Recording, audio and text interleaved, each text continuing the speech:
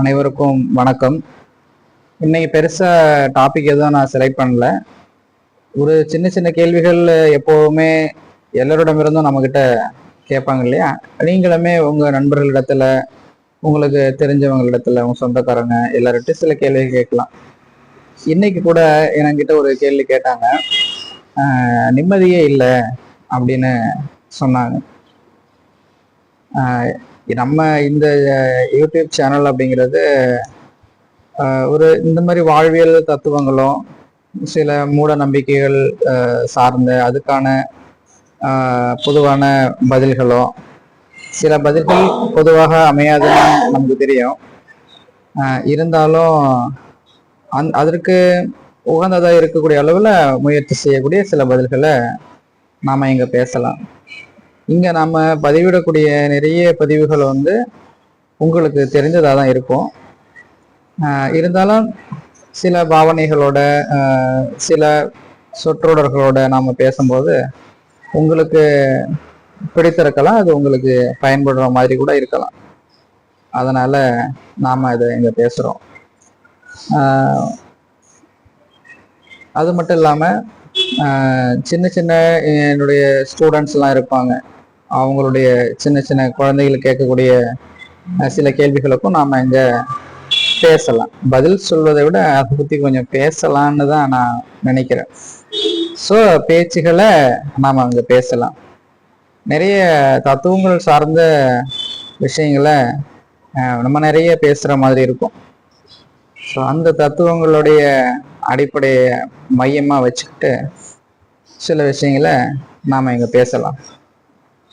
நிம்மதியாக இருக்கணும் அப்படி என்பதற்கு ஒரு வழி இருக்கு. நிம்மதியாக இருக்கணும்னா அதுக்கு வழி கொடுக்கறது தான். நீங்கள் உங்களுக்கு கிடைக்கிறது தான் நிம்மதின்னு நினைக்கிறீங்க, ஆனால் கொடுக்கறது தான் நிம்மதி. எப்படி நீங்கள் கொடுக்கறது நிம்மதின்னு கேட்கலாம். உங்ககிட்ட என்ன இருக்கு கொடுக்கறதுக்கு? உங்கள்கிட்ட பணம் நிறைய இருந்தால் கொடுக்கலாம், படிப்பு நிறைய இருந்தால் கொடுக்கலாம். நிறைய இருந்தால் தான் கொடுக்கணுங்கிறது கூட ஒரு ஒரு உபரி மாதிரி தானே இருக்கு. ஆகையால எதெல்லாம் உங்ககிட்ட இருக்கோ அதெல்லாம் நீங்கள் கொடுக்கலாம். நீங்கள் ரொம்ப அன்பானவராக இருந்தீங்கன்னா நீங்கள் உங்கள் அன்பை வெளிப்படுத்துங்க. உங்ககிட்ட பணம் இருந்துச்சுன்னா நீங்கள் பணத்தை வெளிப்படுத்துங்க. நீங்கள் கொடுக்கணும். நீங்கள் கொடுக்கும்போது நிம்மதியை உணருவீங்க. பெறுதல் என்பது அது அவருடைய நிலையை பொறுத்து. நீங்கள் கொடுக்குறீங்க இல்லையா, அவங்களுடைய நிலையை பொறுத்து அந்த பெறுதல் உணர்வு. அவருமே நம்மை போலதான். அவருமே நம்மை போல கொடுப்பதன் மூலமாகவே அவரும் மகிழ்ச்சி அடைகிறார். ஸோ நம்ம கொடுக்கணும். மனசு விட்டு உங்களுடைய அன்பு கொடுங்க. பாரபட்சம் இல்லாம எந்தவித எதிர்பார்ப்புகளும் இல்லாமல் கொடுக்கக்கூடிய அன்பு தான் பரிசுத்தமான அன்பு, மிக உண்மையான அன்பு. அன்புங்கிறது பெறுவதில் மட்டுமே அடங்கி விடாது. அன்பு என்பது பெரும்பாலும் கொடுப்பதில் மட்டுமே அடங்கி இருக்கிறது. நீங்க உங்களுடைய அன்பை எப்படிலாம் வெளிப்படுத்துவீங்க?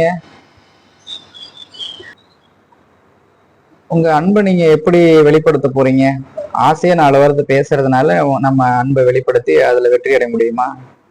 அது ரொம்ப கஷ்டம். அன்பை காட்டணும்னா அக்கறை எடுக்கிறது தான் அன்பு காட்டுறதா இருக்கும். உங்களுடைய அம்மா அப்பா, உங்களுடைய அண்ணன் தம்பி தங்கைகள், உங்களுடைய உற்றார் உறவினர்கள், உங்களுடைய நண்பர்கள் என நிறைய நபர்கள் இருப்பாங்க. அவர்களின் மீது நீங்க எடுக்கக்கூடிய கரிசனம் அதுதான் சொல்ல வருவாங்க. நம்ம எந்த அளவு அவங்க மேல கரிசனம் எடுத்தீங்க, நீங்க அக்கறை எடுத்தீங்க என்பதை பொறுத்துதான் நீங்க கொடுக்கக்கூடிய அன்பு. அன்பு நேரடியானது கிடையாது. அன்பு நிறைய உருமாற்றங்களுக்கு உட்பட்டது. சில நேரங்கள்ல அன்பு கோபமா வெளிப்படும். நீங்க ஒருத்தர் மேல ரொம்ப அன்பா இருப்பீங்க, அவங்க உங்களுக்கு ரொம்ப தேவைப்பட்டவங்களா இருப்பாங்க. அவங்க செய்யக்கூடிய சில நடவடிக்கைகள் உங்களுக்கு ஐயோ இது செஞ்சா அவங்களுக்கு ஏதோ ஆகிடுமோ, அவங்களுக்கு கெடுதல் நேர்ந்துடுமோன்னு சொல்லிட்டு அவங்க நீங்க முதல்ல நார்மலா கண்டிக்க செய்வீங்க. அதையும் அவங்க மீறி செயல்படும் போது உங்களுக்கு கோபம் வரும். ஏதோ ஆகிடுமோன்னு உங்களுக்கு ஒரு அச்ச உணர்வு வந்ததுனால நீங்க அந்த கோபத்தை வெளிப்படுத்துறீங்க. உங்க அன்பை கோபமா வெளிப்படுத்துறீங்க. தவறு கிடையாது. அது புரிஞ்சு கொள்பவர்கள் இது என்ன காரணத்தினால திட்டினாங்க, கோவப்பட்டாங்க, கண்டிக்கிறாங்கன்னு புரிஞ்சுக்கிட்டா பிரச்சனை கிடையாது. அப்பதான் அந்த உண்மையான அன்பை புரிஞ்சிக்க முடியும் நம்ம. ஆகையால அன்பை கொடுக்கணும். வேற என்ன கொடுக்கலாம் அப்படின்னா, வேற என்ன இருக்கும் உங்களுக்கு இருக்கிறத கொடுங்க. உங்க கூட இருக்கிறவங்களுக்கு கொடுங்க. அன்பை நீங்க மரியாதையா கொடுக்கலாம். நிறைய ஒருத்தருக்கு மரியாதை கொடுக்குறோம்னா அவங்க மேல அன்பு இருக்கிறதா அர்த்தம். அன்பு கொடுக்கணும், மரியாதை கொடுக்கணும். உங்க அம்மா அப்பாவுக்கு அன்பு கொடுங்க, அதாவது மரியாதையை வெளிப்படுத்தலாம். அந்த அன்பை உங்களுடைய அண்ணன் தம்பிகள், அக்கா தம்பிகள்னு சொல்லி உங்க சார்ந்தவர்கள் அனைவருக்குமே நீங்க மரியாதை செலுத்துவதன் மூலமாக உங்கள் அன்பை நீங்க வெளிப்படுத்தலாம். அவர்களுடைய கடினமான வேலைகள் இருக்கும் பொழுது அந்த வேலைகளில் உங்களுடைய பங்கீடை கொஞ்சம் கொடுத்து அதன் மூலமாக நீங்க உங்களுடைய அன்பை வெளிப்படுத்தலாம். கொடுப்பதன் மூலமாக உங்களுடைய அன்பை நீங்க வெளிப்படுத்துகிறீங்க. நிச்சயமா உறுதியா ஒரு விஷயத்தை நீங்க நம்புங்க. உங்களுடைய நீங்க செலுத்தக்கூடிய, நீங்க பரப்பக்கூடிய அன்பு என்பது அவங்க எதிர நீ யாரு கொடுத்தீங்களோ அவங்க கிட்ட இருந்து உங்களுக்கு கிடைக்கல அப்படின்னா கூட நீங்க அதை வருத்தப்பட வேண்டிய அவசியமே கிடையாது. கொடுக்கறது மட்டும்தான் நம்முடைய கடமை. கிடைக்கிறது கொஞ்ச நாள்ல நிச்சயமா உங்களுக்கு கிடைக்கும். அதனுடைய ஆச்சரியத்தையும் அதனுடைய அற்புதத்தையும் நீங்க அந்த பலனா அடைவீங்க. ஆனா எதிர்பார்ப்பு இல்லாத உங்களால் பரப்பப்படக்கூடிய அந்த அன்பான நடவடிக்கைகள், அந்த மாற்றங்கள் உங்களுக்கு மிகுந்த நிம்மதியை உங்களுக்கு கொடுக்கும். உதாரணம் நான் சொல்றேன். இந்த உலகத்துல இருக்கிற அத்தனை உயிரினங்களுமே தனக்காக எதுவுமே வாழலை, தன்னை சார்ந்தவர்களுக்காக தான் வாழுது. நான் ஒரு சின்ன உதாரணம் ஒன்று சொல்றேன். சாதாரணமா ஒரு தக்காளி செடி எடுத்துக்கோங்க.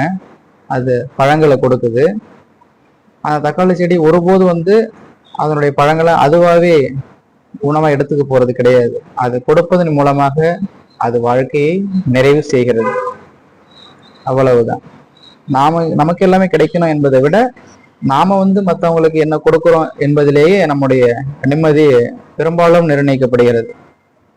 ஆகையால தோழர்களே, நண்பர்களே, நாம இந்த ஒரு விஷயத்த இன்னைக்கு தெரிஞ்சுக்கலாம். இது உங்களுக்கு தெரிஞ்ச விஷயமா இருக்கலாம். ஆனா இது நான் சொல்வதனால, என் மூலமாக உங்களுக்கு இந்த விஷயம் பகிரப்படுவதால இது நானும் அதை பத்தி பேசியிருக்கிறேன் என்பதன் மூலமா அது பதிவடையுது. அவ்வளவுதான். மிக்க நன்றி. அடுத்த வீடியோல நம்ம பார்க்கலாம். நன்றி. தேங்க்யூ.